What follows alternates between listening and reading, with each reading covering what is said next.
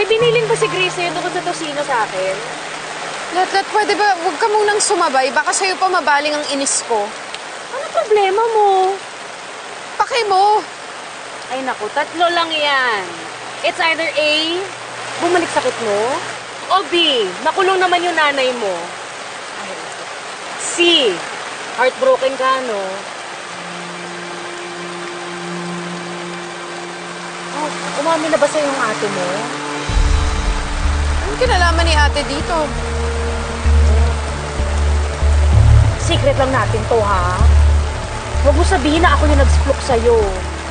Pero si Grace, tsaka si Mr. Trustworthy, may tinatago sila sa'yo.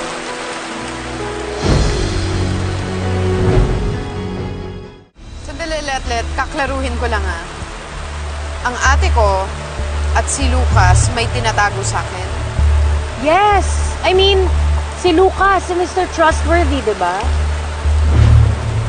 Hindi ko gets. Ano naman pwede nilang itago sa akin?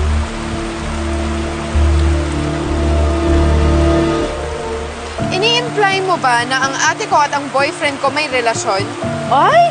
Wala ko sinasabing ganyan. Sa bibig mo nang galing yan. Diretsahin mo na kasi ako. Ayoko na magsalita.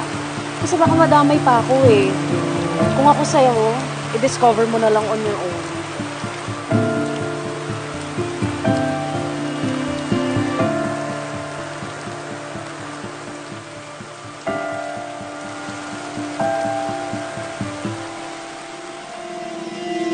Siya si Lucas.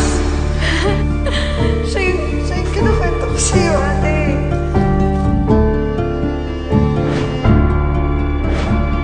Lucas, I love you. Joy, may sasabihin ako sa'yo mamaya. Ayun.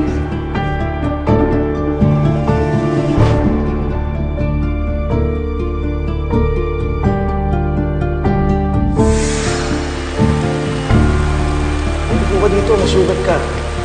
Tumala yung isip ko.